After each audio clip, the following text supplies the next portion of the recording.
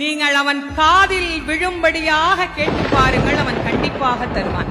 நிறைய பேர் சொல்றாங்க, நாங்களும் கேட்டுட்டு தாங்க இருக்கிறோம், எங்களுக்கு அவன் கொடுக்க மாட்டேங்கிறான் அப்படின்னா, இறைவன் வெளியிலிருந்து நாம் கொடுக்கின்ற எந்த பொருளையும் தனக்கென ஏற்றுக்கொள்வதில்லை.